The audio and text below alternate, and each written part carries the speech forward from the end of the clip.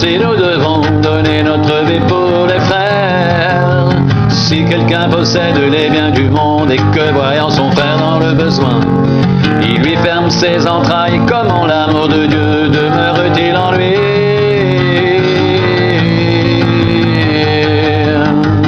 Petits enfants, n'aimons pas en parole et avec la langue, mais en action et avec vérité. Par là nous connaîtrons que nous sommes de la vérité et nous rassurerons notre cœur devant lui. Car si notre cœur nous condamne, Dieu est plus grand que notre cœur, il connaît toutes choses. Vous petits enfants, vous êtes de Dieu et vous les avez vaincus, parce que celui qui est en vous est plus grand que celui qui est dans le monde. Eux, ils sont du monde et c'est pourquoi ils parlent après le monde et le monde les écoute. Nous sommes de Dieu et celui qui connaît Dieu nous écoute. Celui qui n'est pas de Dieu ne nous écoute pas. C'est par là que nous connaissons l'esprit de la vérité, l'esprit de l'erreur. Bien-aimés, aimons-nous les uns les autres. Car l'amour est de Dieu et quiconque aime est né de Dieu. Car l'amour est de Dieu et quiconque aime est né de Dieu. Et connaît Dieu.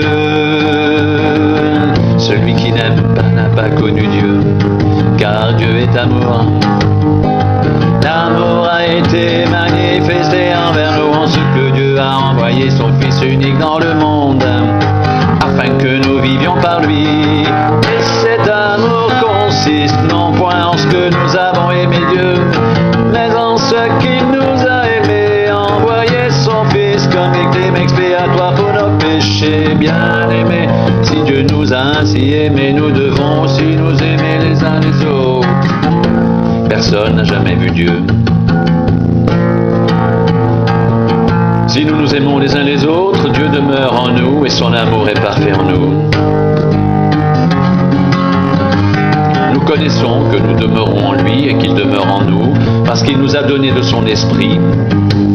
Et nous avons vu et nous attestons que le Père a envoyé le Fils comme sauveur du monde, celui qui déclarera publiquement que Jésus est le Fils de Dieu. Dieu demeure en lui et lui en Dieu. Et nous avons connu l'amour que Dieu a pour nous et nous y avons cru. Dieu est amour, Dieu est amour, Dieu est amour, et celui qui demeure dans l'amour demeure en Dieu et Dieu demeure en lui. Et nous avons connu l'amour que Dieu a pour nous. Et nous y avons cru. Dieu est amour et celui qui demeure dans l'amour demeure en Dieu et Dieu demeure en lui. Et Dieu demeure en lui. Et Dieu demeure en lui. Et Dieu demeure en lui. Dieu est amour et celui qui demeure dans l'amour demeure en Dieu et Dieu demeure en lui.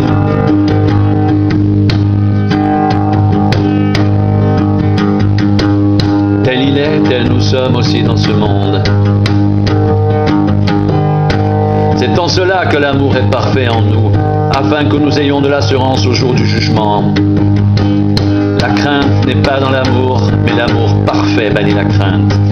Car la crainte suppose un châtiment, et celui qui craint n'est pas parfait dans l'amour.